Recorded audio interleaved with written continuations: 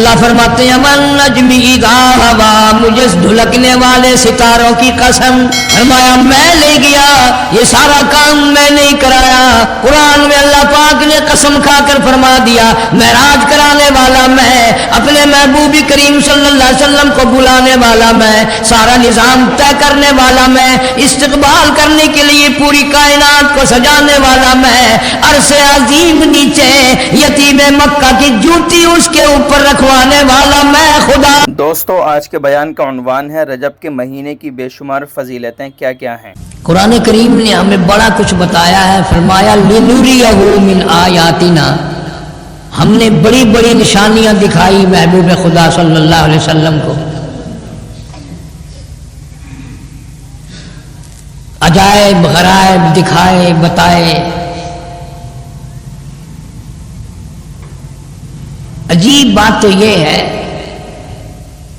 کہ اللہ سبحانہ و تعالیٰ نے جس وقت میں معراج کرایا ہے، یہ ایسا وقت ہے کہ محمد عربی صلی اللہ علیہ وسلم کے گھر مبارک میں 3 مہینے آگ تک نہیں جلتی۔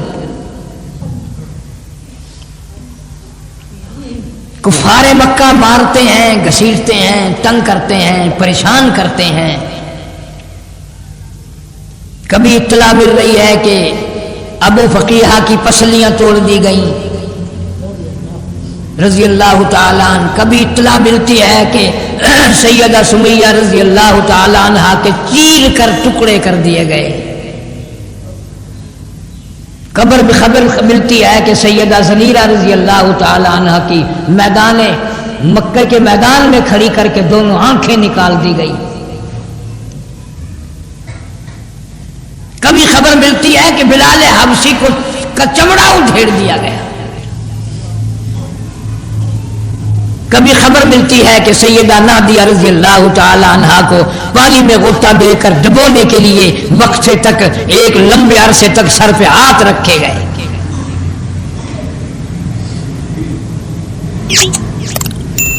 کون سا وقت چین کا گزرا، کون سی گھڑی سکون کی گزری۔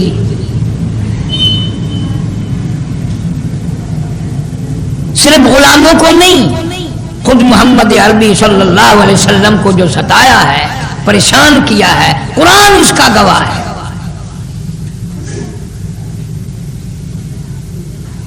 اب میں آپ کو یہ بتا دوں، پہلے آسمان پہ یہ ہوا، دوسرے آسمان پہ یہ ہوا، تیسرے آسمان پہ یوں استقبال ہوا، آپ کو اس سے کیا فائدہ؟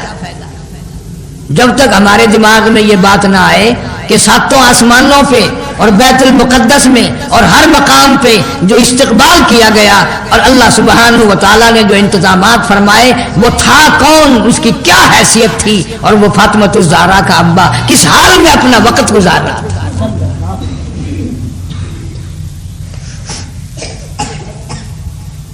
آج ہماری زندگی کا مشغلہ بن گیا تماشا سمجھنا، ہر چیز کا مذاق سمجھ لینا۔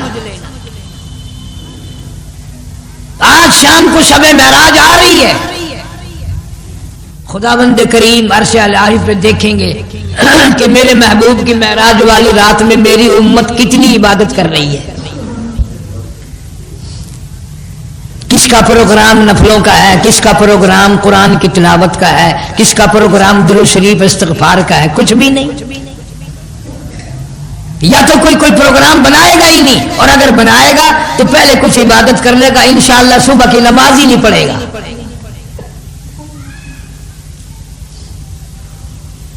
کیا شان ہوگی اس اللہ والے کی جس کے استقبال کے لیے بیت المقدس میں 1,24,000 نبیوں، رسولوں، پیغمبروں کو لا کے بٹھایا ہوا ہے۔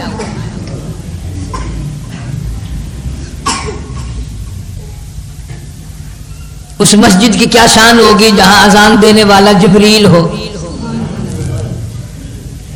اس نماز کی کتنی بڑی عظمت ہوگی جہاں سیدنا آدم علیہ السلام موجود ہوں، کلیم اللہ، روح اللہ، خلیل اللہ، 1,24,000 نبی، پیغمبر، رسول صفوں میں بیٹھے ہوں، اور جب جماعت کا وقت آیا تو جبریل امین نے ہاتھ پکڑ کر یتیم مکہ صلی اللہ علیہ وسلم کا آگے کھڑا کر دیا۔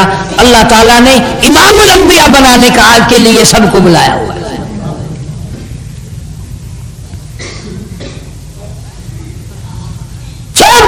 صفوں میں کھڑا کر دیا. سیدنا آدم علیہ السلام کو بھی، عیسیٰ علیہ السلام کو بھی، ابراہیم علیہ السلام کو بھی، تمام کے تمام کو صفوں میں کھڑا کر دیا. وہ کیا وقت ہوگا جب محمد کریم صلی اللہ علیہ وسلم امامت فرما رہے ہوں گے اور مقتدیوں میں حاجی نہیں، نمازی نہیں، سیٹھ نہیں، کاروباری لوگ نہیں، 1,24,000 انبیاء علیہ السلام ہے. کیا شان ہوگی اس جماعت کی، کیا شان ہوگی اس مسجد کی، کیا شان ہوگی جہاں جبریل نے خود اذان دی ہو.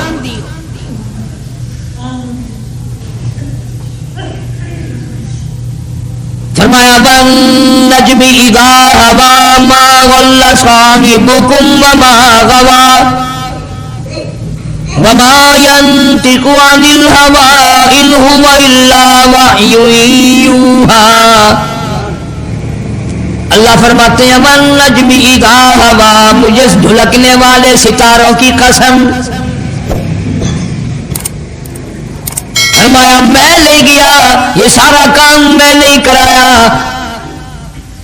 قرآن میں اللہ پاک نے قسم کھا کر فرما دیا معراج کرانے والا میں، اپنے محبوب کریم صلی اللہ علیہ وسلم کو بلانے والا میں، سارا نظام طے کرنے والا میں، استقبال کرنے کے لیے پوری کائنات کو سجانے والا میں، عرش عظیم نیچے یتیم مکہ کی جوتی اس کے اوپر رکھوانے والا میں خدا.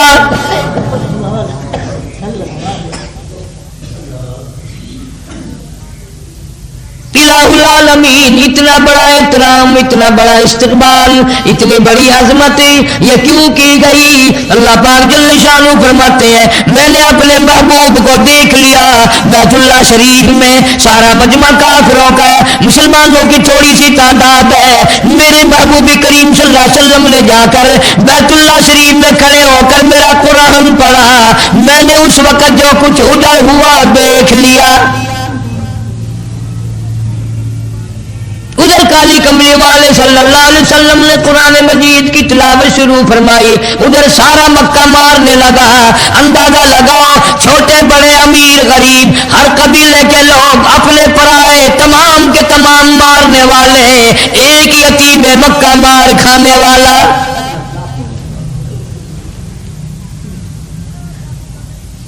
جناب ابو بکر صدیق رضی اللہ تعالیٰ عنہ فرماتے ہیں میرے کانوں میں گھر سے نکلا میں، اچانک شور کی آواز آئی، میں حرم محترم کی طرف چلا گیا. میں نے جا کے دیکھا سارا مکہ مارنے والا ایک کالی کملی والا مار کھانے والا. کوئی ادھر سے مارتا ہے، کوئی ادھر سے مارتا ہے، کوئی ادھر سے دھکا دیتا ہے، کوئی ادھر سے دھکا دیتا ہے، کوئی کسی طریقے سے مار رہا ہے. تمام کے تمام مارنے والے. صدیق اکبر رضی اللہ تعالیٰ عنہ فرماتے ہیں میں نے کسی کو ادھر دھکا دیا، کسی کو ادھر دھکا دیا. میں نے آپ صلی اللہ علیہ وسلم کی حفاظت کی، بچانے کی کوشش کی، لیکن میرے بچاتے بچاتے، حفاظت کرتے کرتے، روکتے روکتے، ٹوکتے ٹوکتے، منع کرتے کرتے ایک ظالم کو موقع مل گیا. اس نے محمد کریم صلی اللہ علیہ وسلم کے گلے میں کپڑا ڈال لیا اور کپڑا ڈال کر اتنے بل چڑھائے، اتنے بٹ چڑھائے. صدیق اکبر رضی اللہ تعالیٰ عنہ فرماتے ہیں میری آنکھ نے دیکھا حضور کریم صلی اللہ علیہ وسلم کی دونوں آنکھیں باہر نکل آئی.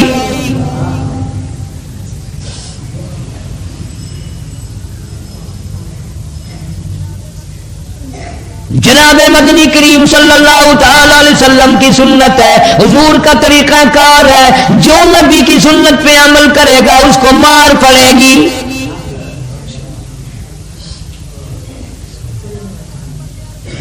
جناب محمد عربی صلی اللہ تعالی علیہ وسلم کو بڑی مشکل سے صدیق اکبر نے بچایا. اس ظالم کا کپڑا نکالا، ایک اور ظالم نے گلے میں کپڑا ڈال کر اتنا زور سے جھٹکا مارا. صدیق اکبر فرماتے ہیں میری آنکھ نے دیکھا ساری کائنات کے سردار حضرت کریم رسول کریم صلی اللہ علیہ وسلم کے منہ مبارک میں جھاگ آ گئے.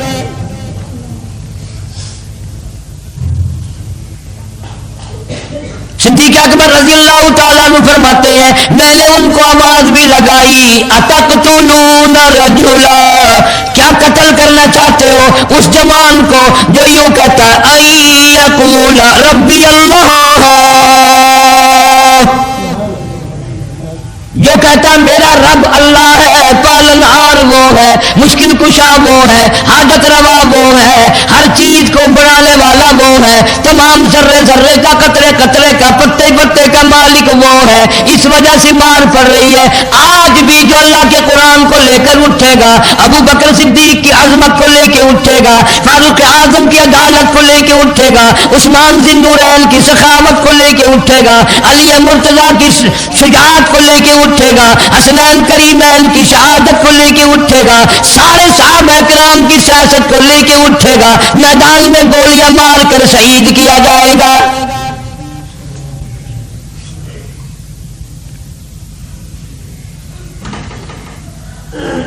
مقام شہادت اتنا سوکھا نہیں ہے۔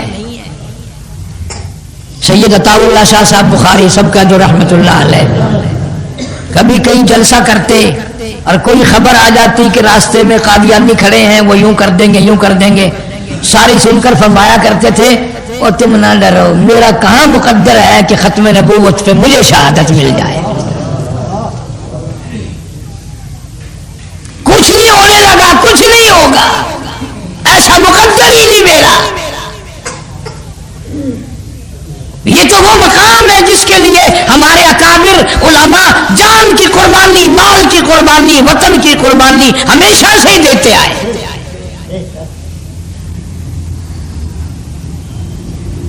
شاملی کا میدان ہے، حافظ صاحب بن شہید رحمت اللہ علیہ کے سینے میں گولی مار دی گئی، مولانا گنگوئی رحمہ اللہ نے دیکھا تڑپ رہے ہیں، پوچھا حافظ صاحب کیا ہے؟ فرمایا الحمدللہ اپنے مقصد میں کامیاب ہو گیا ہوں۔ شہادت کی تلاش تھی، اللہ نے اسی کا انتظام فرما دیا، رخصت ہو رہا ہوں، کامیاب ہو کر رخصت ہو رہا ہوں۔ پوچھا طبیعت کیسی ہے؟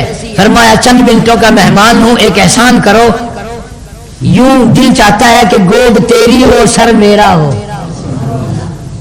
گود تیری ہو سر میرا ہو، زبان تیری ہو قرآن اللہ کا ہو، سنتا ہوا دنیا سے چلا جاؤں، پڑھتا ہوا بھی جاؤں، سنتا ہوا بھی جاؤں۔ اللہ پوچھے گا حافظ صاحب دنیا سے کیا لایا؟ عرض کروں گا مولا تیرا قرآن لے کے آیا ہوں۔ اور فرمانے لگے فنا فی اللہ کی تہ میں بقا کا راز مضمر ہے، فنا فی اللہ کی تہ میں بقا کا راز مضمر ہے، جنہیں مرنا نہیں آتا انہیں جینا نہیں آتا۔ عورت کے پیچھے دنیا مرتی آئی، دولت کے پیچھے دنیا مرتی آئی، زمینوں کے پیچھے لوگ کتنے قتل ہوتے آئے، اقتدار کے پیچھے، کرسی کے پیچھے کتنے لوگوں کے سر چلے گئے۔ کامیاب ہے وہ آدمی جو محمد عربی صلی اللہ علیہ وسلم کی ختم نبوت کے لیے، حضور کریم صلی اللہ علیہ وسلم کی صحابہ کی عزت کے لیے جان کا نذرانہ پیش کر دے۔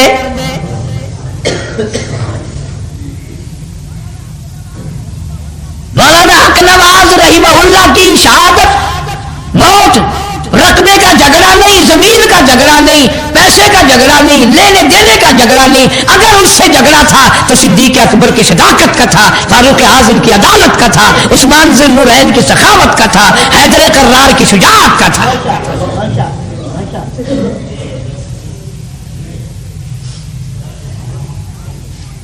ذاتی تکرار بھی کوئی نہیں، اور ایک تھوڑا ہی پتہ نہیں کتنے اللہ والے شہید ہو گئے، اور پتہ نہیں۔ پھر ایک بات ہے، یہ جو ہمارے نوجوان یا بزرگ اللہ کے نام پہ اللہ کی راہ میں شہید ہوئے، ان میں سے پچھتاتا ہوا ایک بھی نہ گیا، پچھتاتا ہوا ایک بھی نہ گیا۔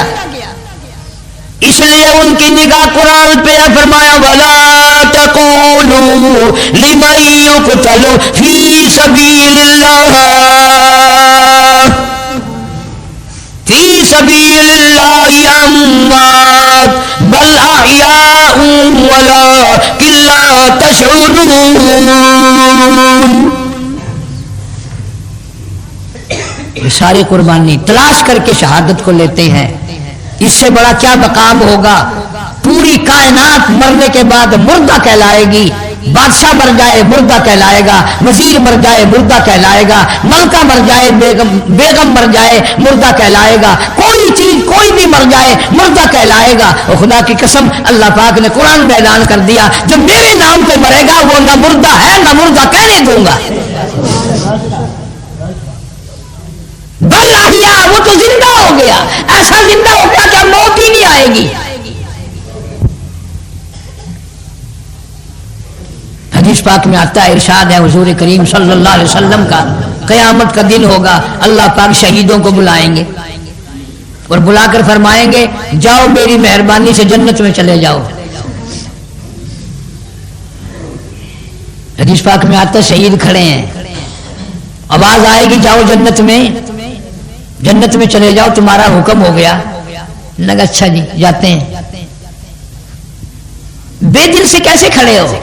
وہاں تو بڑی نعمتیں ہیں، ہورے ہیں، غلمان ہیں، دودھ کی نہریں ہیں، شہد کی نہریں ہیں، سرخ یاقوت سبز یاقوت کے محلات ہیں، سونے چاندی کی اینٹوں والے محلات ہیں، مشک و عنبر زعفران کے گارے کے بنے ہوئے، کستوری کے گارے والے محلات بنے ہوئے ہیں، جاؤ تم وہاں تمہارے لیے استقبال ہوگا۔ شہید کھڑے ہیں، اللہ پاک فرمائیں گے کیا بات ہے؟ انہوں نے کہا یا اللہ اگر ہمارے سر دینے کے بدلے میں یہ جنت مل رہی ہے تو ہم تو اس پہ راضی نہیں، ہم تو اس پہ راضی نہیں، تو تم مانگو کیا مانگتے ہو، تم مانگو کیا مانگتے ہو؟ عرض کریں گے ہمیں اب بھی کچھ مانگنے کا حق ہے۔ فرمایا بہت کچھ، اس لیے میں نے قرآن میں اعلان کر دیا کہ تم مردے تو ہو ہی نہیں۔ وَلَا تَحْسَبَنَّ الَّذِينَ قُتِلُوا فِي سَبِيلِ اللَّهِ أَمْوَاتًا بَلْ أَحْيَاءٌ عِندَ رَبِّهِمْ يُرْزَقُونَ۔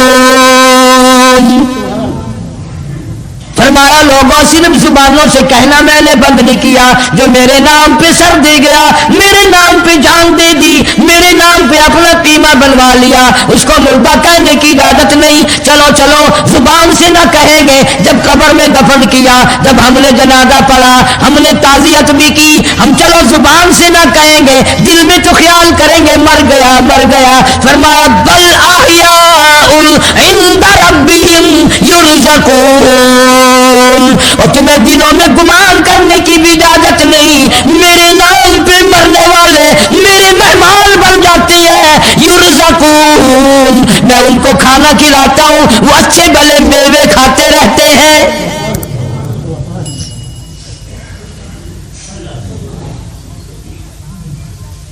وہ میرے مہمان بن جاتے ہیں، میں ان کا میزبان ہوتا ہوں۔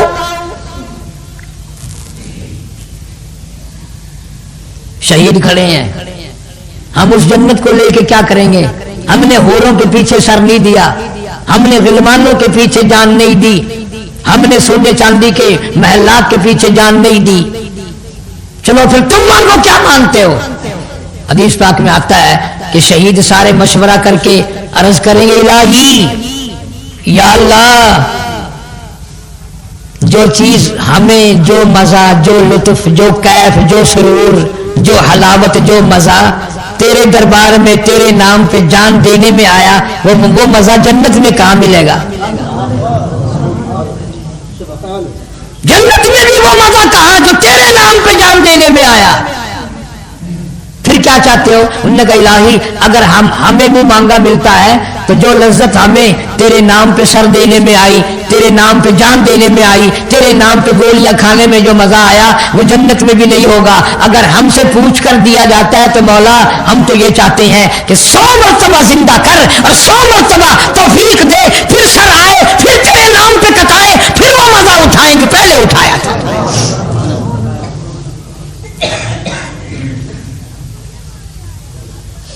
ہم تو یہ مانگنے آئے ہیں، ہماری منشا تو یہ ہے جنت ورنت اوروں کو دے دینا، ہمیں تو تیرے نام پہ سر کٹانے میں جو لطف آیا، جو مزہ آیا، جو لذت آئی، ہمیں تو وہ چاہیے۔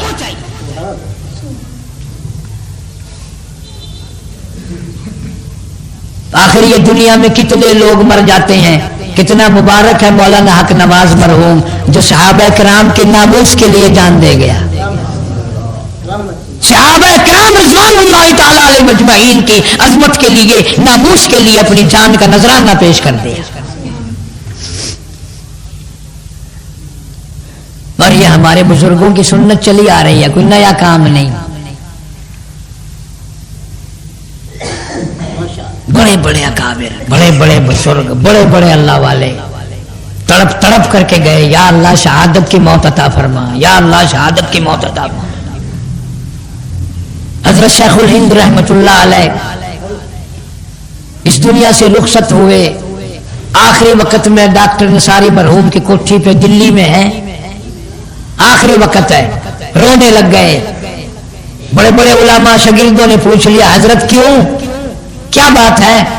فرمایا میرے دل کی تمنا میرے دل میں رہی، میری آرزو پوری نہ ہو سکی، میری حسرت نہ نکل سکی، میرا شوق پورا نہ ہوا، میرا ذوق پورا نہ ہوا، میری تمنا پوری نہ ہوئی. میری تمنا تھی اللہ کی راہ میں میرا قیمہ بنا دیا جاتا، میری بوٹیاں اڑا دی جاتی، میری جان کے ٹکڑے کر دیے جاتے، لیکن افسوس کر رہا ہوں بستر پہ موت آ رہی ہے.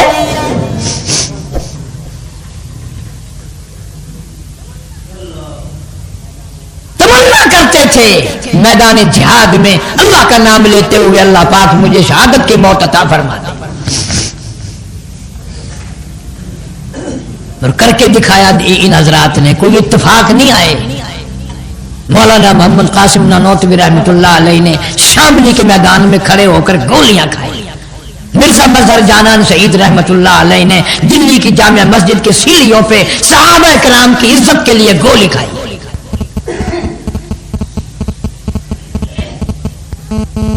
کوئی ایک تھوڑی یہ تو پرانا طریقہ چلاتا ہے. جس اللہ والے نے اللہ کے ساتھ سودا کر لیا، مولا میں تیری رضا لیتا ہوں، میں اپنا سر تیرے حوالے کرتا ہوں. قرآن کہتا ہے ان اللہ اشتری من المؤمنین انفسهم واموالهم بان لهم الجنہ یقاتلون فی سبیل اللہ فیقتلون. اللہ پاک اعلان کرتے ہیں او مومنو، او محمد عربی صلی اللہ علیہ وسلم کا کلمہ پڑھنے والوں، میرے نبی کی غلامی کرنے والوں، آؤ کاروبار کریں گے، رضا میری تم لے لو، اپنی جان مال میرے حوالے کر دو. فرمایا وَمِنَ النَّاسِ مَن يَشْرِي نَفْسَهُ ابْتِغَاءَ مَرْضَاتِ اللَّهِ وَاللَّهُ رَءُوفٌ بِالْعِبَادِ. کون ہے میری رضا خریدنے والا، میری خوشی خریدنے والا، میری محبت کو خریدنے والا؟ جان مال میرے حوالے کرو، میں اپنی رضا اپنی خوشی ان کے حوالے کر دیتا ہوں، جنت ان کے حوالے کر دیتا ہوں.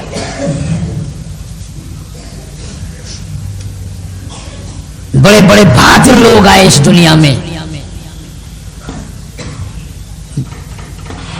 بہادر شاہ ظفر مرحوم مغلیہ خاندان کا چشم و چراغ انگریزوں نے پکڑا ہے دلی سے، رنگون لے گئے پکڑ کر بند کر دیا. اچھا خاصا وقت گزرنے کے بعد اطلاع دی گئی کہ آج انگریز حکومت نے تمہاری دعوت کی ہے.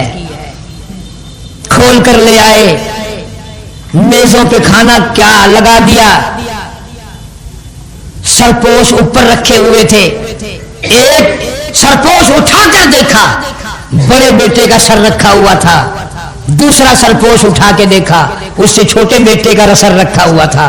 12 بیٹے تھے، 12 پلیٹوں میں اوپر سے ڈھک کر سارے کے ساری اولاد کے سر رکھے ہوئے تھے، باپ کے سامنے کر دیے.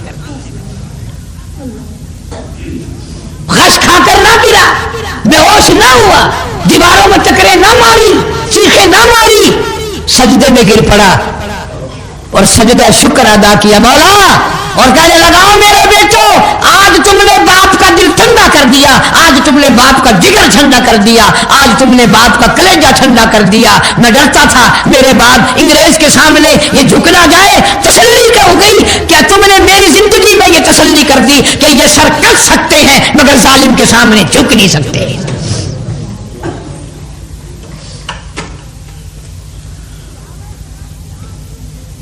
صحابہ کرام کی آبرو کے پیچھے کون سا مسلمان ہے جو اپنی جان نہیں دیا چاہتا؟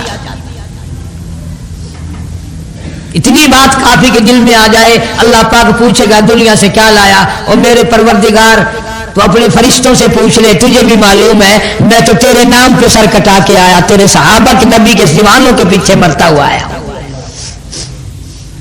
اور کیا چاہیے؟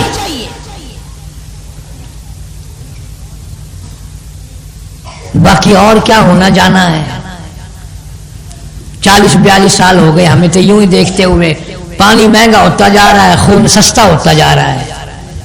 یہ بات یاد رکھو, یہ جتنی بھی موت کوئی مولویوں کو حالات نہیں ہو رہی, تم سب کے سب کلیجے پہ ہاتھ رکھ کے سوچو کہ تمہارا معاملہ کیا بننے والا ہے. تم جو ہر معاملے میں اور ہر میدان میں پیسے کھا کر ووٹ دینے کے عادی بنے ہوئے ہو, آگے وہ قیمت بھی تو تم سے وصول کرنی ہے نا. سارا جہان آج اس طریقے سے گڑبڑ میں آ گیا کہ نہ ایمان کا پتہ, نہ یقین کا پتہ, نہ قرآن کا پتہ. جناب مدنی کریم صلی اللہ تعالی علیہ وسلم کے صحابہ کرام نے اسی طرح قربانیاں دی, چمڑے ادھڑ گئے, قربانیاں دے دے کر اولاد ذبح ہو گئی. اپنی آنکھوں کے سامنے نیزے کی نوک پہ اپنے معصوم بچوں کو لٹکا ہوا دیکھ کر لا الہ الا اللہ محمد رسول اللہ صلی اللہ علیہ وسلم پڑھنے والوں کا حال دیکھا. آج تمہیں کرنے کی توفیق نہیں, قرآن کی تلاوت کی توفیق نہیں, دیدار کے قرآن کی توفیق نہیں, رات دن گانے بجانے میں مشغول ہو. قیامت کا دن ہوگا, ہزاروں لوگ آئیں گے, اللہ میاں پوچھیں گے دنیا سے کیا لایا؟ کئی لوگ کہیں گے الہی کچھ نہیں لایا, کچھ نہیں لایا, اتنی بات لایا ہوں تیرے محبوب کریم صلی اللہ علیہ وسلم کی آبرو کے پیچھے میں نے اپنی جان کی بازی لگا دی.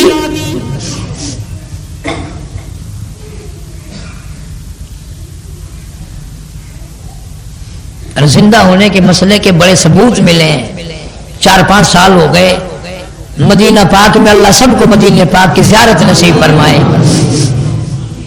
محلے کا محلہ سعودی حکومت نے خریدا, اس کی کھدائی کی, مسجد نبوی میں شامل کرنے کے لیے جگہ کی تنگی ہے اور وسیع ہونی چاہیے. کھدائی کرتے کرتے ایک قبر نکل آئی. اس قبر والے کے پیر پہ کھودنے والا آلہ, وہ چیز تھوڑی سی لگ گئی. دنیا نے دیکھا 1400 سال کے بعد بھی محمد صلی اللہ علیہ وسلم کے دین پہ مرنے والے کو کسی کے ذرا سی خراش لگ گئی, تازہ لہو بہنے لگا, تازہ لہو بہنے لگا. تحقیق کرنے سے پتا چلا اندر سے قبر میں سے کوئی چیز ملی کہ یہ مالک بن سنائی شہید رضی اللہ تعالی عنہ کی قبر ہے. 1450 سال کے بعد بھی, 1400 کچھ سالوں کے بعد بھی نہ کھال گلی, نہ ہڈیاں گلی, نہ پیٹ پھٹا, نہ بدبو آئی. جب صحابی کی میت کو باہر نکالا, اہل مدینہ نے محمد صلی اللہ علیہ وسلم کے غلام کی زیارت کر لی. کوئی چیز نہیں بگڑی. اس لیے قرآن زندہ ہے. بل احیاء عند ربهم یرزقون فرحین بما آتاهم اللہ من فضلہ ویستبشرون. اللہ میاں نے قرآن میں ایک اور بڑی عجیب چیز فرمائی کہ شہید تم سے تو الگ ہو گئے, تم ان کو ٹیلی فون پہ بات نہیں کر سکتے, وائرلیس پہ بات نہیں کر سکتے, ٹیلیکس نہیں بھیج سکتے, خط و خطابت نہیں کر سکتے, تم ان سے پوچھ نہیں سکتے کس حال میں ہو. اللہ پاک نے فرمایا ان کو میرے نام پہ شہید ہوئے, میں نے ان کو زندہ رکھا ہوا ہے, آؤ میں ہی اپنی وائرلیس کے ذریعے تمہیں خبر دیتا ہوں کہ وہ تمہیں بھی پیغام دے رہی ہیں کہ بسترے کی موت کوئی موت نہیں, زمین کے پیچھے مرنا کوئی موت نہیں, حکومت کے پیچھے مرنا کوئی موت نہیں, عدالت اور کرسی کے پیچھے مرنا کوئی موت نہیں، بلکہ وہ تمہیں یہ پیغام دے رہی ہیں فریحین، ہم بڑے خوش ہیں اگر تم بھی یوں خوش ہونا چاہتے ہو، وَيَسْتَبْشِرُونَ بِالَّذِينَ لَمْ يَلْحَقُوا بِهِمْ مِنْ خَلْفِهِمْ أَلَّا خَوْفٌ عَلَيْهِمْ وَلَا هُمْ يَحْزَنُونَ۔ ہمارے پیچھے آنے والوں نیت بھی کرو، نو شہادت کی نیت کرو، دعا بھی اللہ سے ہر وقت شہادت کی مانگو۔ جناب فاروق اعظم رضی اللہ تعالیٰ عنہ جیسا بہادر، اتنا بڑا صحابی، سارے صحابی حضور کریم صلی اللہ علیہ وسلم کے مرید ہیں، فاروق اعظم حضور کریم صلی اللہ علیہ وسلم کی مراد ہے، لیکن فرماتے ہیں اللہم ارزقنا شہادۃ فی سبیلک، مولا تیری راہ میں شہادت کی بہت مانگتا ہوں، در تیرا ہو، سر میرا ہو، دروازہ تیرا ہو، میری جان کا قیمہ میں تیرے دروازے پہ اپنی جان نہیں، میں اپنی بوٹیاں پیش کرنا چاہتا ہوں۔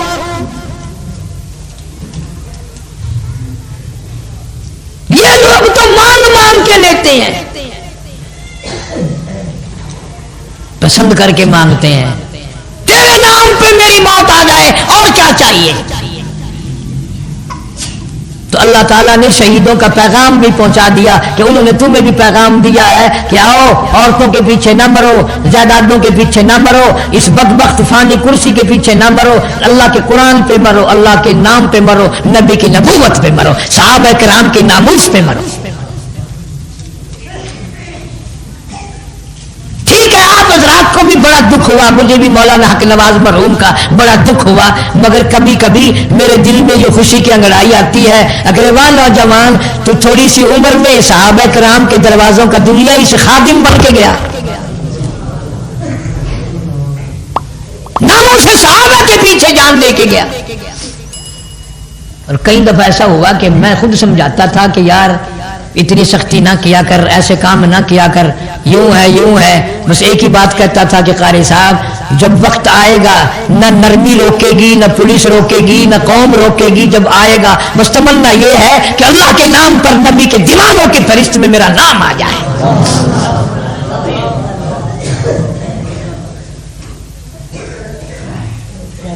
ہم نے اس کو سچی بات ہے ڈرایا بھی، یرکایا بھی، ایک دن بھی اس جوان کے منہ سے ایک لفظ بھی ایسا نہیں نکلا کہ جو تھوڑا سا ڈر ثابت ہو یا یہ ہو، وہ بلکہ ہم سے وہ ناراض ہو جاتا تھا کہ ہمارے بڑے بزرگ جو ہیں وہ مجھے بجائے شاباش دینے کے، مرحبا کہنے کے، آفری کہنے کے، مجھے اور پیچھے کو ہٹاتے ہیں۔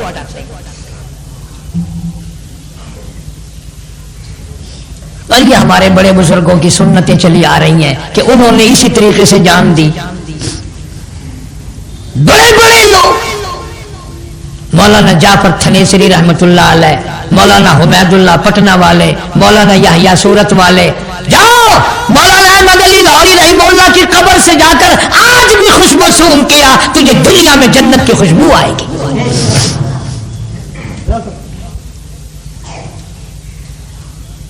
یہ معمولی لوگ نہیں ہیں جن کے ہم کچھ نہیں ہیں۔ بہرحال ہمارے بڑے بڑے ہیرے تھے، بڑے جواہر تھے۔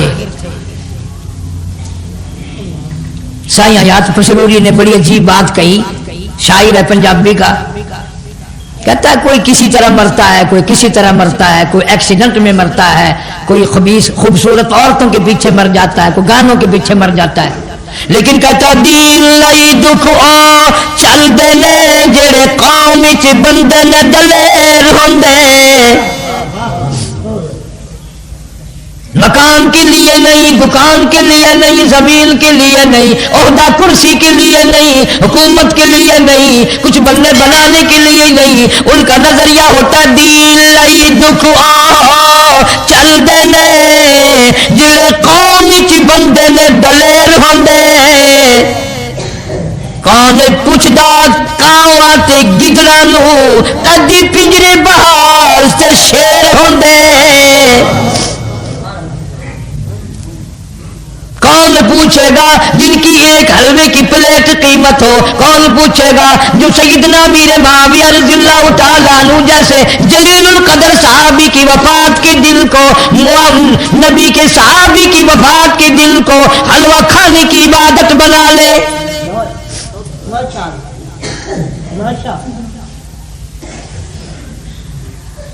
دکھیا بیٹھا ہوں، ورنہ میں آپ کو بتاتا کہ سیدنا امیر معاویہ رضی اللہ تعالیٰ عنہ کتنے بڑے مقام کا مالک ہے۔ فرمایا اللہم اجعل ہادیا مہدیا، مولا میرے امیر معاویہ کو ہدایت والا بنا، ہدایت دینے والا بھی بنا۔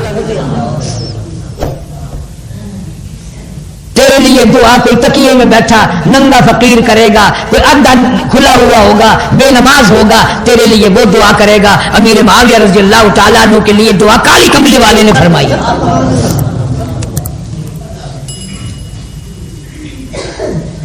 فرمایا اللہم علمہ الکتاب، امیر معاویہ کو قرآن کی تعلیم میں بڑا آشنا کر دے۔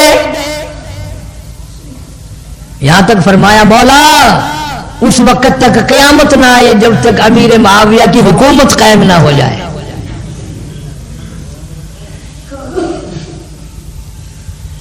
بڑے بڑے عجیب ہیرے آئے اس دنیا میں۔ اور آگے سائیں حیات نے بڑی عجیب بات کہی ہے کہ یا ایسا کام نہ کرو، شورش ملعون نے کہا نا، یا رنج و بلا کا خوف نہ کر، یا نام نہ لے آزاد، یا نام نہ لے آزادی کا، آبادی کو بربادی کے سانچوں میں ڈالا جاتا ہے۔ سائیں حیات کہتا ہے کہ دین لئی دکھ آ چل دینے جڑے قوم وچ بندے نہ دلیر ہوندے، کون پوچھدا کاواں تے گدڑاں نوں کدی پنجرے باز تے شیر ہوندے۔ سائیں آگے کہتا اٹا گوتیاں اسی نوں پیندیاں نے، اٹا گوتیاں اسی نوں پیندیاں نے، جیڑی بیری دے نال بیر ہوندے۔ اٹا گوتیاں اسی نوں پیندیاں نے، جیڑی بیری دے نال بیر ہوندے۔ قطرہ خون تے پانی دا بند ہو کے موتی ہیرے تے نال پھیر ہوندے۔ جس بیری پہ بیر ہوں گے بتے کھانے پڑیں گے، خالی ٹھنڈ پہ کون پتھر مارے؟ جہاں مال ہوگا ڈاکو وہاں پڑے گا۔ شاہ بخاری مرحوم کی قبر سے جا کے پوچھو، اللہ تعالیٰ کی کروڑ رحمتیں نازل ہو، ساری زندگی ختم نبوت کی حفاظت میں کٹ گئی۔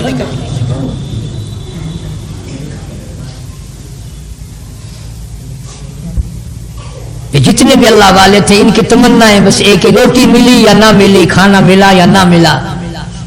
شاہ عبدالعزیز کے دونوں انگوٹھے ہاتھوں کے کھینچ کر نکال دیے گئے۔ حافظ صاحب شہید کو شاملی کے میدان میں شہید کیا گیا، قاسم نانوتوی کے ماتھے میں گولی ماری گئی، اور دلی کے چاروں طرف جو 4000 عربی مدرسے تھے، قرآن کے مدرسے تھے، میں قسم کھاتا ہوں جب انگریز سے ٹکرائے اور انگریز بے ایمان سے جب ٹکراؤ ہوا، ایک بھی نہ استاد بچا نہ طالب علم بچا، اذان دینے والا بھی نہ بچا۔ اور وہ ہر وقت یہی کہتے چلی پھرتی ہے بلبل، لیے پھرتی ہے بلبل، اور چونچ میں گل، اور ڈھونڈتی ہے شہید ناز کی تربت کہاں ہے۔ اللہ کے نام پر مر جانا، آخری دم ثابت کر دینا کہ میں تو یوں مر رہا ہوں، یہ بہت بڑی سعادت ہے، بہت بڑی کامیابی ہے۔ اللہ سبحانہ و تعالی مولانا حق نواز مرحوم کے درجے بلند فرمائے، ان کے آل اولاد کی حفاظت اور کفالت فرمائے، اور جتنے بھی ان کی جماعت والے پسماندگان گھر والے، اللہ تعالیٰ سب کو صبر جمیل کی توفیق عطا فرمائے۔ ایک دن خواب میں حضور کریم صلی اللہ علیہ وسلم کی زیارت ہوئی، آپ نے فرمایا ما جفانی یا بلال، اور بلال یہ کیا غضب کر رہے ہو، مدینے سے دور چلے گئے، ملنے بھی نہیں آتے۔ اندازہ لگا اس کا درجہ کتنا بلند ہوگا، اس کے دل میں نبی کا عشق کتنا ہوگا، اس کے دل میں نبی کی محبت کتنی ہوگی، جس کو کالی کملی والے فرمائے تو مجھے ملنے کیوں نہیں آتا؟ ما جفانی یا بلال، او بلال یہ کیا ظلم کر بیٹھے، اتنے دور چلے گئے ملنے بھی کیوں نہیں آتے؟ بلال اسی وقت اٹھا، سواری لی، تیز رفتار سواری پہ سوار ہو کر مدینے پاک پہنچا۔ سیدنا بلال کو دیکھ کر مدینے میں کوہرام مچ گیا، نبی کا مؤذن آ گیا، کالی کملی والے کے دربار کا غلام آ گیا۔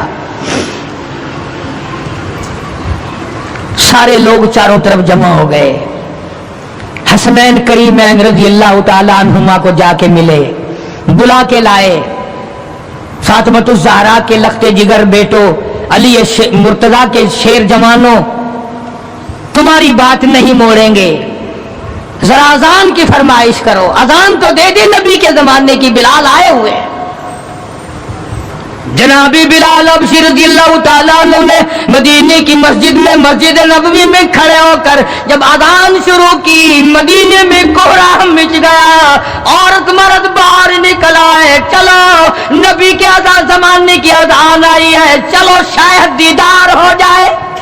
سیدنا بلال حبشی رضی اللہ تعالیٰ عنہ ان غریب صحابہ میں سے ہیں جنہوں نے ابتدا اسلام میں بڑے دکھ اٹھائے، بڑی پریشانیاں جھیلی، صرف کہنے سننے کی بات نہیں، اور خداوند عالم نے ان کے مقدر جگائے۔ اللہ تمہیں توفیق دے، تم سارے کے سارے حج بیت اللہ کرو، مکے جاؤ، جا کے دیکھو جس مقام پہ سیدنا بلال نے کوڑے کھائے، مار کھائی، آج وہاں مسجد بنی کھنی ہے، اور کوڑے مارنے والے جہاں رہا کرتے تھے وہاں بیت الخلا بنا ہوا ہے۔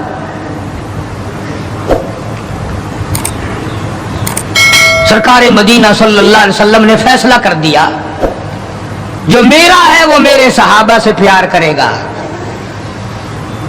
جس کو میرے ساتھ دشمنی ہے وہ میرے صحابہ کا دشمن ہے۔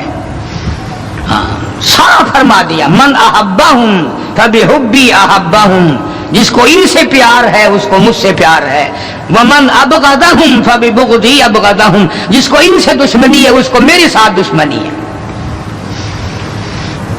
جب تم ہو شادیوں میں جا رہے ہو، اجی یہ اور معاملہ ہے، الیکشنوں میں سر پہ اٹھائے پھر رہے ہو، اجی یہ سیاسی معاملہ ہے، اور صحابہ کرام کی عزت کے سامنے سیاسی معاملہ کیا ہوتا ہے؟ وہ کون سی سیاست ہے جو صحابہ کرام سے ہٹ کر ہے؟ وہ سیاست نہیں، وہ بدماشی ہے۔ کون کہتا ہے یہ سیاست ہے؟ اپنی عزت بناتے ہو، محمد کریم صلی اللہ علیہ وسلم کے یاروں کی عزت کو مٹاتے ہو۔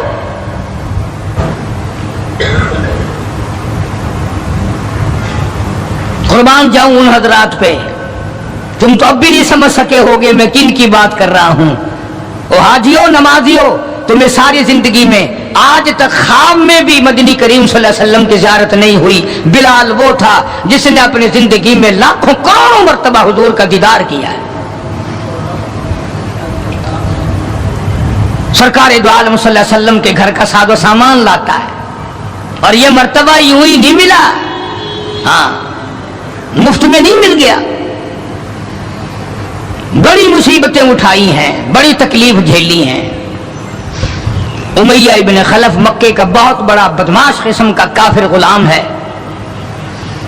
امیہ ابن خلف بہت بڑا سردار ہے مکے کا، حضرت بلال رضی اللہ تعالی عنہ اس کے غلام ہیں، زر خرید ہیں۔ امام الانبیاء محبوب کبریا حضرت محمد مصطفیٰ صلی اللہ تعالی علیہ وسلم کا دیوانہ پروانہ،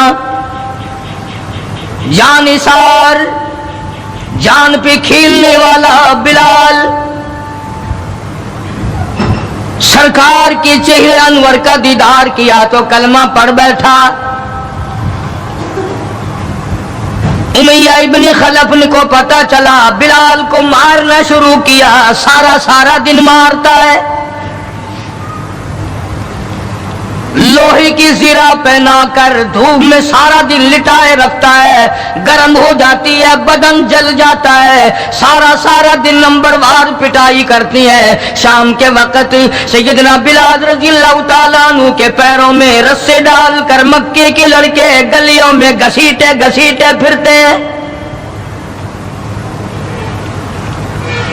جس گلی سے گزارا جاتا ہے عورتیں پوچھتی ہیں کیا بات ہے، نوجوان پوچھتے ہیں کیوں مارتے ہو، مارنے والے جواب ایک دیتے ہیں، غلام امیہ ابن خلف کا ہے، کلمہ کالی کملی والے کا کیوں پڑھتا ہے؟ چمڑا اڑ گیا، ہڈیاں سالم نہ رہی، روزانہ گھسیٹا جاتا ہے، روزانہ مارا جاتا ہے، روز مار کے امیہ ابن خلف تھک گیا۔ خود بھی دوسرے لوگ بھی امداد کو آتے ہیں کافر کی۔ سیدنا بلال رضی اللہ تعالیٰ عنہ کے گلے پہ پاؤں رکھ کر پورا بدن ڈال دیتا ہے، سینے پہ پتھر کی چٹان رکھتا ہے، کمر کے نیچے دہکتے ہوئے بھڑکتے ہوئے کولے اور شعلے ہیں، آگ بجھ جاتی ہے مگر بلال غریب کو چھوڑا نہیں جاتا۔ آج کوئی مار کھائے گا عورتوں کے پیچھے، کوئی زمین کے پیچھے، کوئی دولت کے پیچھے، کوئی مکان کی وجہ سے، کوئی دکان کی وجہ سے، کوئی کرسی کی وجہ سے، کوئی شہنشاہیت کی وجہ سے، کوئی وزارت کی وجہ سے، کوئی سفارت کی وجہ سے بلال مار کھاتا ہے۔ قرآن کہتا ہے وَأُوذُوا فِي سَبِيلِي وَقَاتَلُوا وَقُتِلُوا لَأُكَفِّرَنَّ عَنْهُمْ، خدا کہتا ہے یہ وہ لوگ ہیں جنہوں نے مار کھائی میری راہ میں، میرے نام پہ مار کھائی، میری وجہ سے مار کھائی، زبان پر مصیبت آئی، جان پر مصیبت آئی، مالی تکلیف پہنچی، بھوک پیاس کی تکلیف اٹھائی۔ خدا فرماتے ہیں میرا بندہ تکلیف اٹھاتا ہے، میں سامنے کھڑا ہو کر دیکھتا ہوں وَأُوذُوا فِي سَبِيلِي، اور میرے بندے میں تجھے دیکھ رہا ہوں، میرے نام پہ تجھے مار پڑ رہی ہے۔ جناب بلال حبشی رضی اللہ تعالیٰ عنہ کی ذات اقدس ہے، مار کے تھک گئے، اکتا گئے، سزا دے کر تھک گئے، مگر بلال اپنے ایمان میں، اپنے یقین میں، اپنی توحید میں، ختم المرسلین صلی اللہ علیہ وسلم کی رسالت میں کسی قسم کی ملاوٹ کرنے کو تیار نہیں۔ تمہیں تو آج اگر تھوڑا سا کوئی کہہ دے کہ اس سال کاروبار میں تجھے منافع اسی لیے تو نہیں ہوا کہ تو نے فلانے بابے کو نہیں مانا، فلانے بابے کی پوجا نہیں کی، فوراً کروٹ بدل جاتا ہے، چلو بھائی اب کے بابے کو ہی مانیں گے۔ یہ وہ بلال ہے جو کسی بابے کو نہیں مانتا، کسی قبر والے کو نہیں مانتا، جو کسی اونچے نیچے کو نہیں مانتا، کسی بڑ کا پجاری نہیں، پیپل کا پجاری نہیں، کسی کھو کا پجاری نہیں، کسی جنڈی گھنڈی کا پجاری نہیں، کسی درخت کا پجاری نہیں، چاند سورج ستاروں اور پانی کا پجاری نہیں، وہ صرف ایک اس کائنات کے مالک کا پجاری ہے جو خداوند عالم کی ذات ہے، مار بھی کھاتا ہے۔ قریب سے جناب ابو بکر صدیق رضی اللہ تعالیٰ عنہ گزرے، مار پڑ رہی ہے، اس قدر مارا، گلے پہ پاؤں رکھ کر دبایا۔ ابو بکر صدیق رضی اللہ تعالیٰ عنہ فرماتے ہیں میری آنکھ نے دیکھا بلال کی ایک بالشت زبان باہر لٹکی ہوئی تھی۔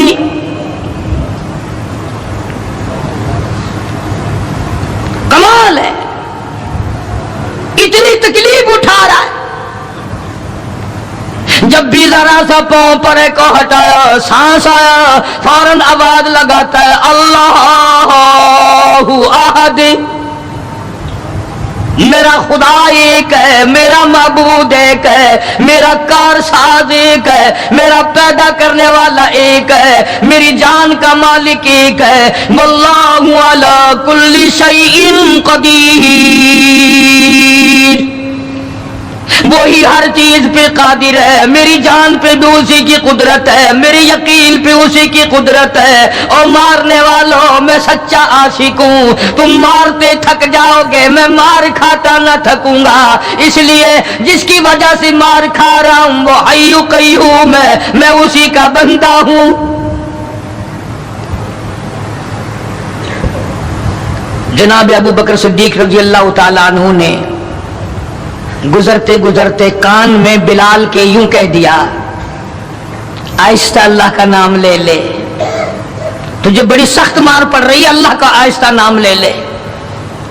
جناب بلال رضی اللہ تعالیٰ عنہ فرماتے ہیں مجھے بڑا دکھ پہنچا، تکلیف ہوئی، اور یوں فرمایا ابو بکر اور اگر کوئی کہے تو کہے، تو نہ کہو یہ بات۔ انہوں نے کہا میں تیری تکلیف دیکھ کے کہہ رہا ہوں، تجھے صدمہ بڑا پہنچ رہا ہے، تجھے تکلیف بڑی پہنچ رہی ہے۔ جناب بلال حبشی رضی اللہ تعالیٰ عنہ فرمانے لگے ابو بکر میں تجھے کیا بتاؤں، جب میری کمر کے نیچے کولے، میرے سینے پہ پتھر کی چٹان اور میرے گلے پہ امیہ بن خلف کا پیر رکھا ہوا ہوتا ہے اور وہ وزن پورا ڈالتا ہے، میری جان نکلنے کو ہوتی ہے، مجھے پروردگار کی طرف سے آواز آتی ہے او میرے بلال تیرا کیا حال ہے؟ جب وہ ذات سامنے آئے میں کیسے آہستہ کہوں، اور میرا حال پوچھنے والا خدا ہو میں کیسے آہستہ اللہ کا نام لوں؟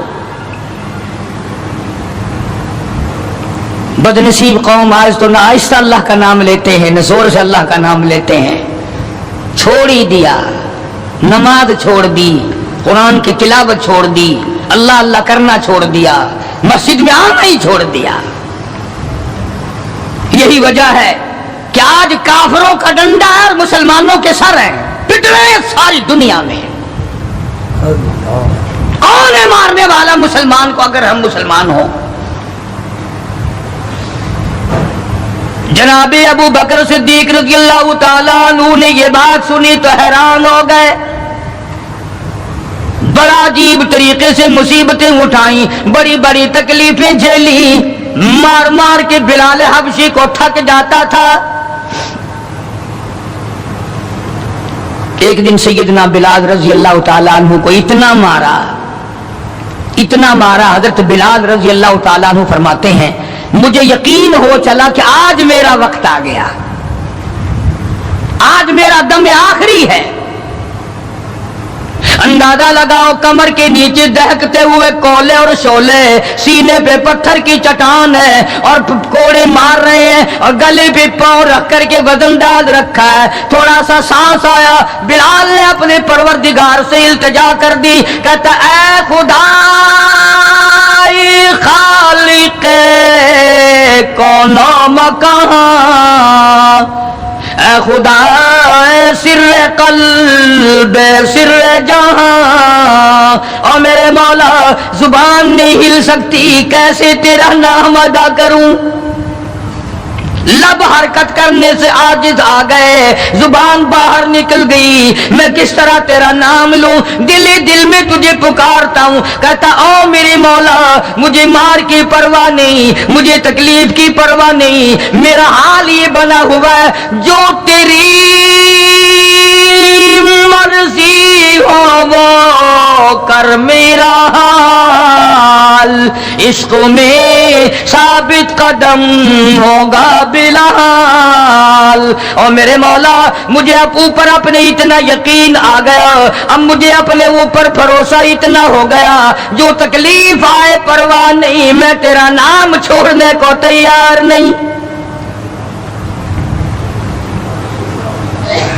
چاروں طرف کافر بیٹھے ہیں، حضرت بلال رضی اللہ تعالیٰ عنہ کی رگ رگ میں کانٹے چبھو رہے ہیں، طرح طرح کی ایذائیں دے رہے ہیں، کہتا ہے ہر رگوں ریشوں میں کانٹے چبھ گئے، اور جس قدر ہو سکے ہیں ایذائیں دے مجھے، میں بے پرواہ ہوں اس بارے میں تکلیفوں سے تیرا نام چھوڑنے والا نہیں۔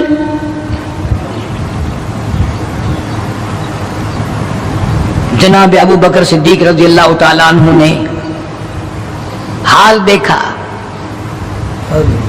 آج کا دولت مند رات دن سوچتا ہے دوسرا کارخانہ کس طرح سے لگاؤں, کاہے کا لگاؤں, کہاں لگاؤں, دوسری فیکٹری کہاں لگاؤں, دوسرا کاروبار کس طرح پہ بڑھاؤں.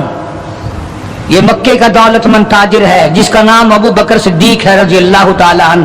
یہ مکے کی گلیوں میں اس نیت سے چکر لگاتا ہے کوئی مصیبت زدہ مسلمان ہوگا تو دولت خرچ کر کے اس کو آزاد کراؤں گا. امیہ ابن خلف سے صدیق اکبر نے پوچھا رضی اللہ تعالیٰ عنہ کہ یار تم مار مار تھک گیا, اسے بیچ لے. غلام تھے نا حضرت بلال, اسے بیچ لے. امیہ کہنے لگا کہ خرید لو بھائی. تو امیہ ابن خلف کافر نے بڑے پیسے مانگے. صدیق اکبر رضی اللہ تعالیٰ عنہ نے اسی وقت فرمایا کہ چل کے لے لو اپنے پیسے. امیہ جو مکے کا سردار تھا کہنے لگا ابو بکر میں تو تجھے بڑا عقل مند سردار اور ہوشیار تاجر سمجھتا تھا, آج پتا چلا تجھے تو عقل ہی نہیں. جناب ابو بکر صدیق رضی اللہ تعالیٰ عنہ نے پوچھا کیوں؟ وہ کہنے لگا یہ تو میرے ناک پہ لڑا ہوا ہے, مار مار کے میں تھک گیا, دوسروں سے مروا مروا کے میں تھک گیا. اندازہ لگاؤ اور اپنے ایمان کا بھی پتہ کرو, سارا مکہ مارنے والا اکیلا بلال مارے کھانے والا. کہنے لگا یہ تو میرا درد سر بنا ہوا ہے, اگر تو یوں ہی کہتا نا غلام مجھے دیتے میں تیرے متھے مار دیتا, تو انہیں اتنی بڑی رقم دینی کر لی, یہ کوئی تیری عقل مندی ہے؟ کہاں یہ سر پھرا غلام جو کسی کام کا بھی نہیں رات دن مار کھاتا ہے اور اتنی بڑی رقم دینے کے لیے آپ آمادہ ہو گئے. جناب صدیق اکبر سب کے رضی اللہ تعالیٰ عنہ نے فرمایا امیہ میں بھی تجھے مکے کا سردار سمجھتا تھا, آج پتا چلا تو پرلے درجے کا گدھا ہے. انہوں نے کہا کیوں؟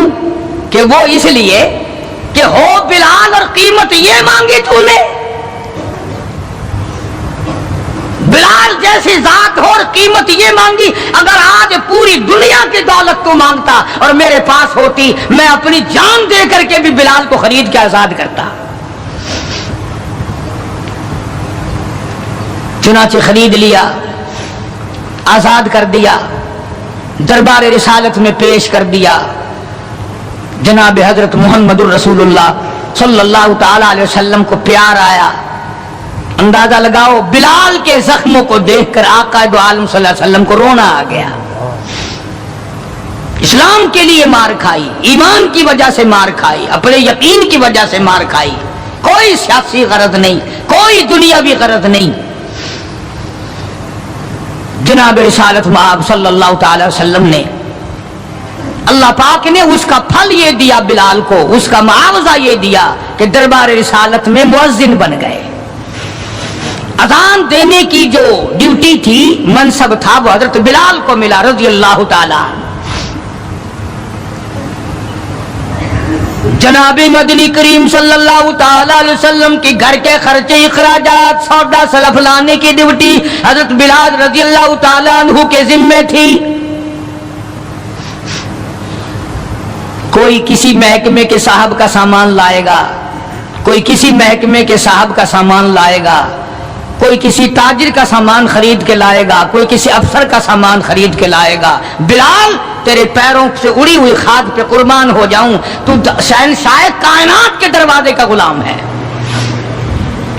تو حضور کریم صلی اللہ تعالی علیہ وسلم کا سامان لاتا ہے اور 5 وقت اذان کی ڈیوٹی ہے. آپ صلی اللہ علیہ وسلم کے لیے قرضہ بھی لے کے آتا تھا بلال یہودیوں سے. ایک دفعہ ایک قرضے والے نے جان کر کہ دوبارہ اسے پھنساؤ, غلام بناؤ, حضرت بلال رضی اللہ تعالیٰ عنہ اذان دینے کے لیے تیار کھڑے تھے. یہودی آیا اور آ کے کہنے لگا یہ جو بدنصیب آدمی ہوتا ہے نا, جس کا ایمان نہیں ہوتا, وہ بے ادبی بڑی کرتا ہے. آج بھی تجربہ ہے اللہ والوں کی, علماء کی, بے ادبی وہی کرے گا جس کے اندر ایمان کی رتی نہ ہو. بے ادبی کے الفاظ وہی بولے گا ایمان کی رتی نہ ہو. تو تو حضرت بلال کو آ کر کے آواز دینے لگا اور کہنے لگا او کالے. حضرت بلال نے فرمایا کیا بات ہے؟ کہ یا تو کل شام تک پیسے آ گئے ورنہ یاد رکھ تجھے پھر غلام بنائیں گے ہم. جناب ابشی رضی اللہ تعالیٰ عنہ مدنی کریم صلی اللہ تعالیٰ علیہ وسلم کی خدمت عالیہ میں تشریف لائے. عرض کیا کالی کملی والے فلانا یہودی آ کر کے بڑی زبردست دھمکی دے گیا, وہ مجھے پھر دوبارہ غلام بنانا چاہتے ہیں, وہ پھر مجھے پریشان کرنا چاہتے ہیں. میں اب اتنا بڑا قرضہ کیسے ادا کروں؟ میں صبح کہیں نکل جاؤں گا, چھپ جاؤں گا, روپوش ہو جاؤں گا. جب کوئی انتظام ہو جائے اطلاع فرما دینا, میں حاضر خدمت ہو جاؤں گا. اے بلال تجھے مبارک ہو, تو سرکار دو عالم صلی اللہ تعالی علیہ وسلم کے قرضے کی وجہ سے پریشان ہے. ذرا سوچیں وہ لوگ جن کو اللہ تعالیٰ نے دولت بخشی ہے, جن کو اللہ پاک نے کھانے پینے کے لیے دیا ہے, کہ ہمارے نبی حضرت محمد کریم صلی اللہ علیہ وسلم نے کن دکھوں سے اپنی زندگی پاس کی ہے. قرض لے لے کر, صرف قرض نہیں, آج ہم یہودی بن کے مر رہے ہیں, عیسائی بن کے مر رہے ہیں, کافر اور مشرک بن کے مر رہے ہیں. ان کی ریس ہے ہر معاملے میں, ان کے طریقے کو اپنا کر کے آج مسلمان نوجوان بڑے خوش ہوتے ہیں. تم نے ہزاروں مرتبہ سنا ہوگا, آؤ شہنشاہ کائنات کا وہ لباس تو دیکھو جس لباس میں حضور صلی اللہ علیہ وسلم کی وفات ہوئی ہے. 11 پیوند اس لباس میں تھے جس لباس میں حضرت محمد رسول اللہ صلی اللہ علیہ وسلم کی اس دنیا فانی سے رخصتی ہوئی ہے. یہ بٹن نہیں لگاتے ہم لوگ, بٹن کی جگہ کانٹے چبھے رہتے تھے, کانٹے چبھو لیے جاتے تھے. تو بلال نکل گئے مدینے پاک سے خوف کے مارے کہ یہودی پریشان کریں گے قرضے کے لیے. ابھی وہ کچھ ہی منزل پہ دور پہنچے تھے کہ سرکار دو عالم صلی اللہ تعالی وسلم کے یہاں کئی اونٹنیاں سامان سے لگی ہوئی آئی, اور آپ نے اس یہودی کو بلوایا اور بلوا کے فرمایا کہ تو اپنا سارا قرضہ لے لے, جتنا تیرا قرضہ ہے ساری کھجوریں ناپ تول کر اپنے قرضے میں لے جا, بچے گا ٹھیک ہے, نہیں بچے گا تو سارے کا سارا لے جا. اللہ غنی, نبی کی ذات کو تو دیکھو, کبھی تو یہ حال ہے کہ قرضہ لے رہے ہیں اور قرضے کی وجہ سے پریشان ہیں, اور خود حضرت بلال رضی اللہ تعالیٰ عنہ بھی پریشان ہے. اور اب یہاں یہ حال ہے کہ جس صحابی نے کھجوریں اٹھا کر ناپ کر ڈھیر میں سے تول کر دی ہیں, اس کا سارا قرضہ اتر گیا. اور صحابی کہتا ہے کہ میری آنکھ دیکھ رہی تھی, ایسا معلوم ہوتا تھا کہ سارے کھجوروں کے ڈھیر میں سے ایک دانہ بھی کم نہیں ہوا, ایک دانہ بھی کم نہیں ہوا. بے شمار واقعات ہیں اس قسم کے. مدینہ پاک میں اللہ پاک سب کو زیارت نصیب فرمائے. مدینہ پاک کی ایک صحابی ہے حضور صلی اللہ علیہ وسلم کا, اس کا باپ فوت ہو گیا, قرضہ تھا باپ کے ذمے. اس نے سارے سیزن کی کھجوریں اکٹھی کی اور ڈھیر لگا کر سرکار دو عالم صلی اللہ علیہ وسلم کی خدمت عالیہ میں آیا کہ جی فلاں آدمی کا میرے ابا کے ذمے قرض ہے, وہ آپ کھڑے ہو کر اتار دیں, اپنے سامنے وہ قرضہ اتروا دیں. ساری کھجوریں میں نے سنبھال کے رکھی ہیں, بچوں کو ایک دانہ نہیں دیا میں نے. کیسے لوگ تھے جو باپ کے قرضے کا فکر کرتے تھے, اب تو الحمدللہ اپنے قرضے کا فکر میں, اگر میں مر گیا تو کون دے گا, بلکہ خوش ہیں, قرضہ مار کے مر جانے پہ لوگ خوش ہیں. حالانکہ قرضہ ایسی چیز ہے کہ حضور کریم صلی اللہ تعالی علیہ وسلم نے جب تک یہ پوچھ نہ لیا, کبھی بھی کسی کا جنازہ نہیں پڑھایا جب تک یہ پوچھ نہ لیا کہ اس کے ذمے کسی کا قرضہ تو نہیں. اور اگر پتا چلا کہ ہے تو فرمایا ضامن بنو, کون دے گا. اور اگر ضامن کوئی نہیں بنا تو حضور نے کسی صحابی سے جنازہ پڑھوا دیا, خود جنازہ چھوڑ دیا. یہ تھوڑی بات ہے کہ نبی جنازہ چھوڑ دے. آج لوگ گسے مارتے ہیں, بڑے خوش ہوتے ہیں, کوئی گل نہیں, ایسا کوئی بھجے رہنے. आदमी अपना कर्जा जो मंगा के मड्डी जा गए हैं, बच गए किताई, देना नहीं, डरता नहीं, अगर मैं मर गया तो मेरा कर्जा कौन देगा। ये थोड़ी मुसीबत है, ये थोड़ी बात। और नबी जिसका जनाजा छोड़ दे, नबी जिसकी जनाजे को छोड़कर हट जाए, ये कोई थोड़ी बात है। पहले लोग दुआएं मांगा करते थे, या अल्लाह मकरूज बना के ना मारियो, और अब दुआ करते हैं या अल्लाह जितना गड़गप्पा करके मरूं उतना ही अच्छा। बेईमानी करके मरना चाहते हैं, लोगों का पैसा खा के मरना चाहते हैं, फनकारी करके मरना चाहते हैं। शर्म नहीं, ये कोई मौत है, ये कोई मरना है, ये तो लानत की मौत है। किसी का खा के मर जाओ, जब वो सुनता है तो कहेगा नहीं और तुझ पर खुदा की लानत हो, मेरा रुपया खा के मर गया।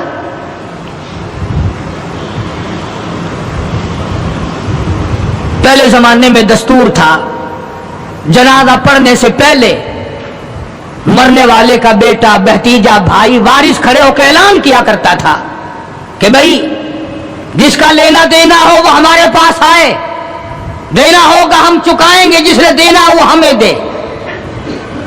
ऐलान हुआ करते थे कि जो कर्जा मांगने वाला हो वो हमारे पास आए, हम कर्जा देंगे। अब कर्जे का ऐलान तो है नहीं, अब तो ये ऐलान होता है कि फलां तारीख को आना, तुम्हें छोले डालकर चावल खिलाएंगे, कुलखानी होगी। कर्जा कौन उतारे?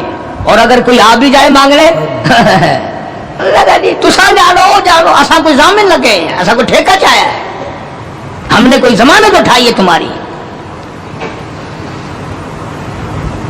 मदीने का सहाबी हुजूर करीम सल्लल्लाहु ताला अलैहि वसल्लम की खिदमत आलिया में आया, मेरे अब्बा के जिम्मे कर्ज है, मेरी गैरत गवारा नहीं करती, मेरी तबीयत गवारा नहीं करती, मेरा मिजाज गवारा नहीं करता, मैं बेटा दुनिया में मौजूद हूं, मेरा अब्बा कब्र में मकरूज पड़ा हो। मदनी करीम सल्लल्लाहु ताला अलैहि वसल्लम ने फरमाया, सारी खजूरें इकट्ठी कर ली, घर में कितनी रखी है? बच्चों के लिए कितना रखा है खाने के लिए? इन्होंने कहा घर में, कि जी हाँ, कि अल्लाह और उसके रसूल का नाम रखा हुआ है, सारी खजूरें मैंने यहां इकट्ठी कर रखी हैं। आखिरत का फिक्र इन लोगों को था। सरकार मदीना सल्लल्लाहु ताला अलैहि वसल्लम ने फरमाया, उसे बुला कर्ज लेने वाले को मैं तेरी सिफारिश करके आधा ही साल ले लेगा, आधा अगले साल ले लेगा, आधी खजूरें बच्चों के लिए रख ले। सहाबी रोने लगा, कहने लगा, मैं ऐसी खजूरें अपने बच्चों को खिलाने को तैयार नहीं, हम बैठ के खजूरें खाएं, मेरा अब्बा कब्र में मकरूज पड़ा हो। हम ऐसी खजूरें खाने को तैयार नहीं। अर्ज कर दिया हुजूर करीम सल्लल्लाहु अलैहि वसल्लम की खिदमत आलिया में कि एक दाना में घर ले जाने को तैयार नहीं, कर्जा उतारिए।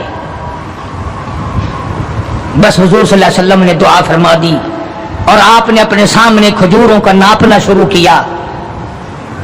उस कर्ज लेने वाले का सारा कर्जा उतर गया। सहाबी कहता है, मेरी आंखें देख रही थी और मुझे ये तसल्ली हो रही थी कि पूरे ढेर में से एक दाना भी कम नहीं हुआ। सारा कर्जा चुक गया, सारा कर्जा उतर गया, मगर एक दाना कम ना हुआ। जिस वक्त मदनी करीम सल्लल्लाहु ताला अलैहि वसल्लम के जिम्मे जो कर्जा था बिलाल के हाथ का लिया हुआ, वो सारा कर्जा उतर गया। रहमत कायनात सल्लल्लाहु अलैहि वसल्लम ने हजरत बिलाल को फिर बुलवा लिया, फरमाया बेशक बेपरवाह हो जा, अल्लाह ने सारा कर्जा तेरे मेरे सर से उतार दिया। भूख की मुसीबत भी देखी, प्यास की मुसीबत भी देखी, और इतना जबरदस्त इश्क था कि जब मदीने पाक में अजान देता था तो जब अशहदु अन्ना मुहम्मद रसूलुल्लाह कहता तो हुजूर करीम सल्लल्लाहु अलैहि वसल्लम की तरफ इशारा करता था कि मैं इनकी रसालत की गवाही दे रहा हूं। मदनी करीम सल्लल्लाहु ताला अलैहि वसल्लम की जब वफात शरीफ हुई, बिलाल उन नौजवानों में था जो तकरे मार रहे थे, बेहोश पड़े थे। कहां जाऊं, किसे देख के अपना गुजारा करूं, किसका दीदार करूं, किसको अपना आका मौला बनाऊं, कौन मेरे सीने पे हाथ रख के पूछेगा बिलाल तेरा क्या हाल है। कौन पूछेगा मुझसे।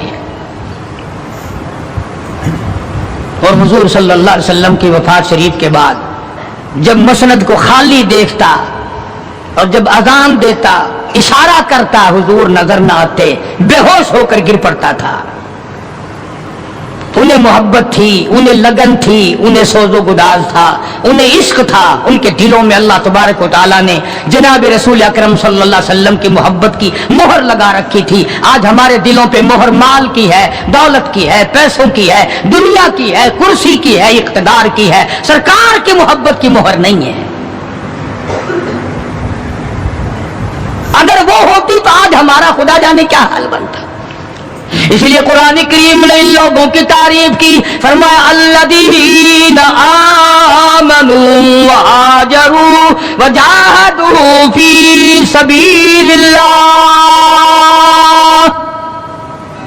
बेशक वो लोग जिन्होंने अल्लाह के नाम पे हिजरत की, अल्लाह के नाम पर ईमान लाए, उसी के नाम पे हिजरत की और जिहाद किया मेरी राह में, बिअम्वालिहिम व अनफुसिहिम, माली कुर्बानी की, जान की कुर्बानी दी। अल्लाह कहता है उलाइका आदमु दरजतन इंदल्लाह। यही है वो लोग जिनके बहुत बड़े दर्जे बुलंद हैं मेरे यहाँ। मैं खुदा के नजदीक इनके दर्जे बड़े हैं, मैं खुदा के नजदीक इनके मकाम बड़े ऊंचे हैं, मैं परवरदिगार आलम के नजदीक इन लोगों के मकामात बड़े ऊंचे हैं। और खुदा जिनको ऊंचा कहे वो कितने ऊंचे होंगे। और दोनों शहादतें अल्लाह पाक की कुरान में है हजरात सहाबा किराम के बारे में।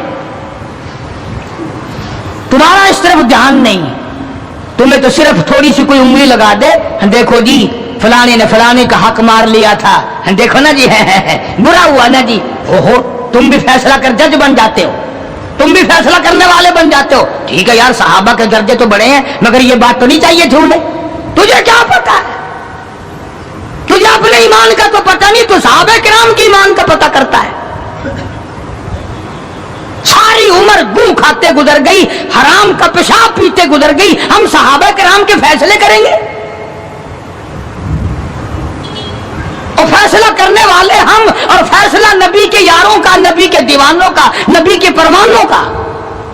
खुदा गवाह है, खुदा कहता है बिअम्वालिहिम व अनफुसिहिम, कि इन लोगों ने माल भी कुर्बान किया, जान भी मेरे ऊपर कुर्बान कर दी।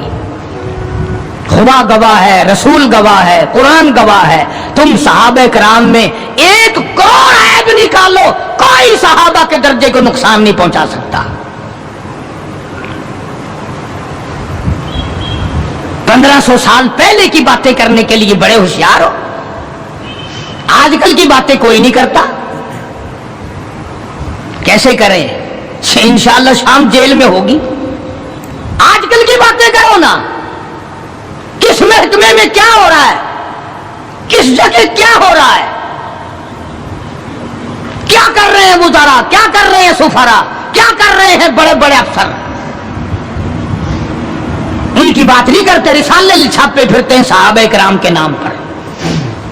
मैं तुम्हें एक बात कहता हूं, आज बड़ा बदनसीब है वो आदमी और बड़ा बदबख्त है वो आदमी, और मैं तो आगे बढ़कर कहूंगा बड़ा लानती है वो आदमी जो मोहम्मद सल्लल्लाहु अलैहि वसल्लम के यारों का शिकवा करे, गिला करे हुजूर के यारों का, उन यारों का जो हुजूर के आड़े वक्त में काम आए, जिन्होंने हुजूर सल्लल्लाहु अलैहि वसल्लम के साथ होकर अपने पेट पे पत्थर बांधे और फाके काटे, मसाइब झेले, प्यासे मरे, भूखे रहे, उनका गिला करते हो।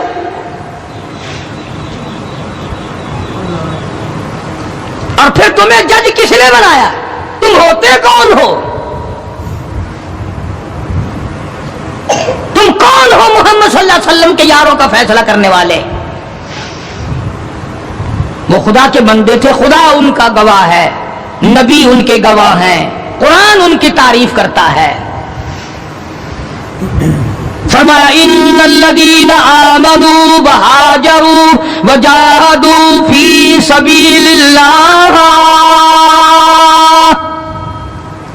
ईमान लाए, हिजरत की, जिहाद किया ना। बदर में तो वो लड़े, ओहद में उन्होंने कुर्बानियां दी, हुनैन में वो लड़े, खंदक में वो लड़े, تبوک میں انہوں نے قربانیاں دی، یرموک میں انہوں نے قربانیاں دی۔ ایک ایک صحابی ایسا ہے، حضرت خالد بن ولید رضی اللہ تعالیٰ عنہ نے 125 جنگ لڑے ہیں، اور اسلام کے نام پر جنگیں تو انہوں نے لڑی، اور تم کرسیوں پہ بیٹھ کر میز پر رسالے رکھ کر فیصلے تم کرتے ہو، تم ہو کون؟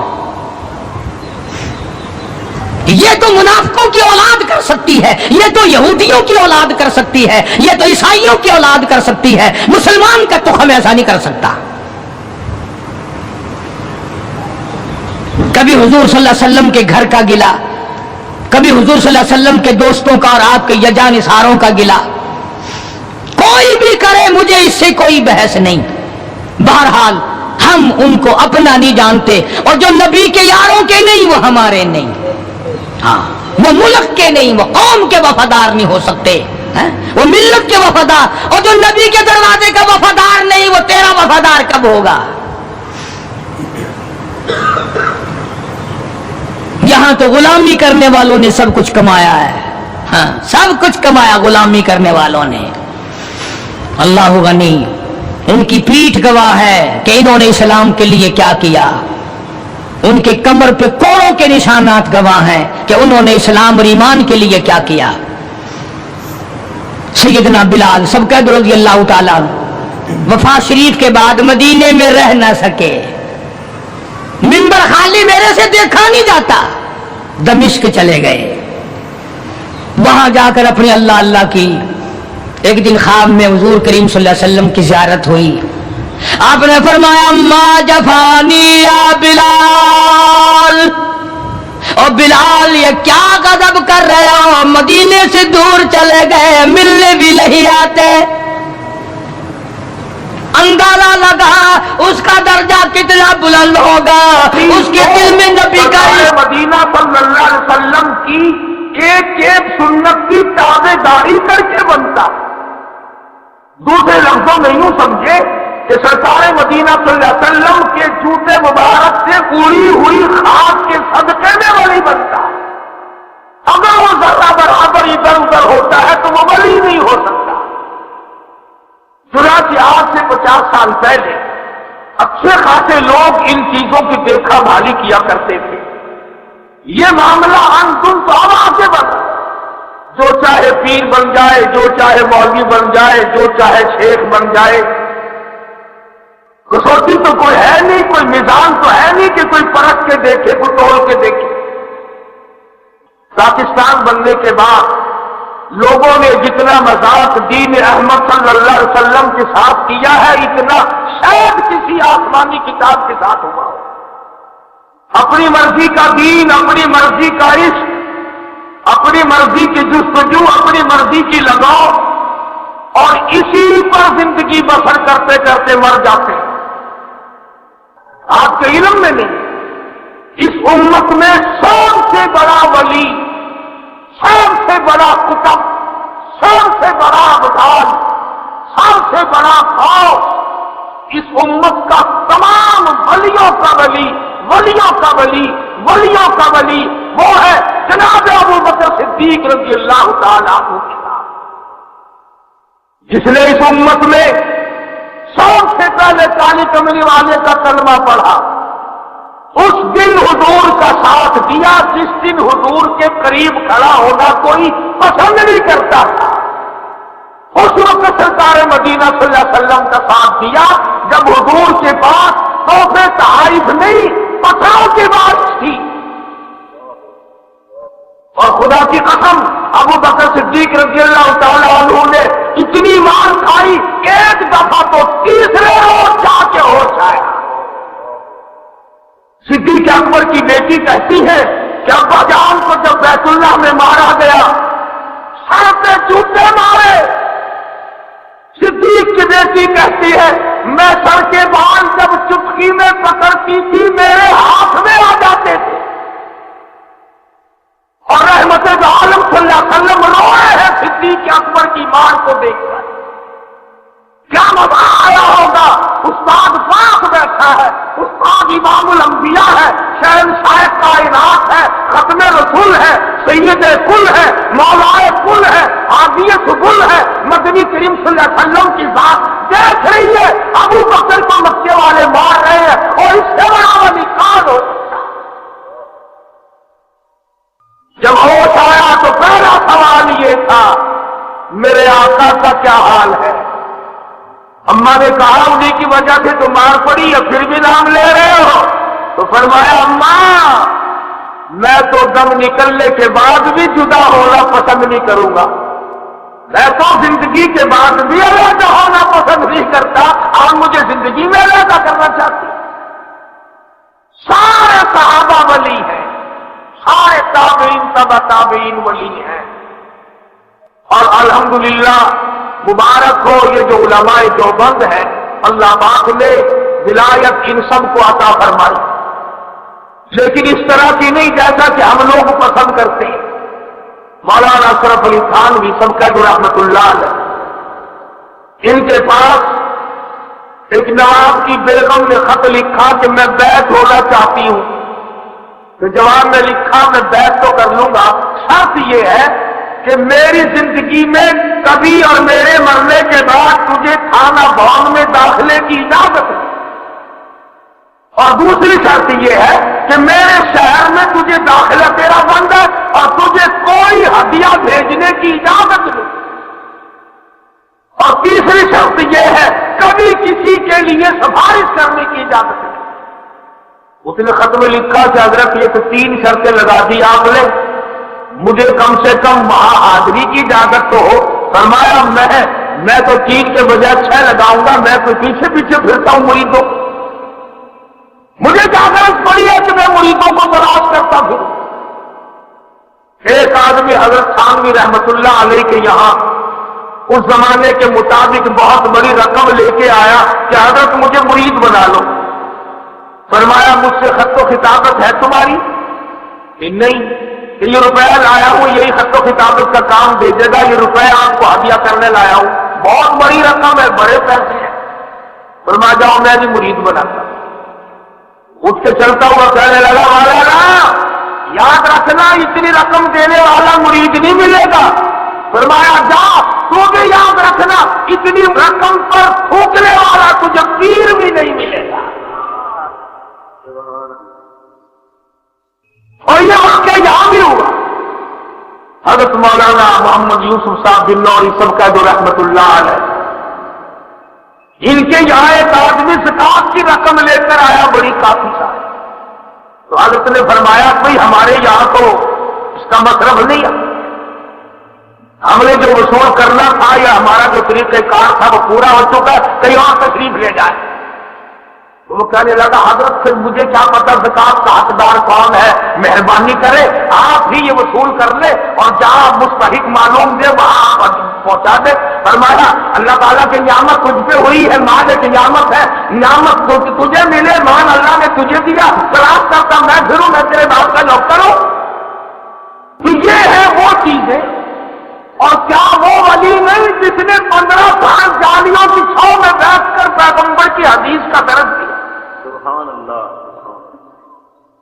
ایک شخص کہتا ہے کہ میں نے ایک عرصے تک دیکھا کہ جب میں تہجد کی نماز کے لیے مسجد نبوی میں جایا کرتا تھا تو مجھے مدینے کی گلیوں میں جھاڑو دیتا ہوا امام مالک نظر آیا کرتا تھا۔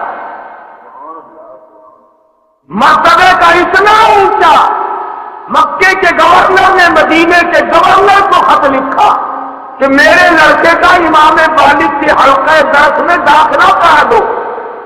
تو جب مدینے کا گورنر امام مالک رحمہ اللہ کے پاس گیا تو فرمایا داخلے کی اجازت نہیں، البتہ جہاں میرے پاس پڑھنے والوں کی چوٹیاں ہوتی ہیں وہاں بیٹھنے کی اجازت۔ 2 برس تک مکے کے گورنر کے بیٹے نے امام مالک رحمت اللہ علیہ کی مشرب اور آپ کے حلقہ درس میں بیٹھ کر چوٹیوں میں بیٹھ کر حدیث کی تعلیم آتی تھی، اور ادھر یہ حال ہے کہ مدینے کی گلیوں میں جھاڑو لگاتے ہیں۔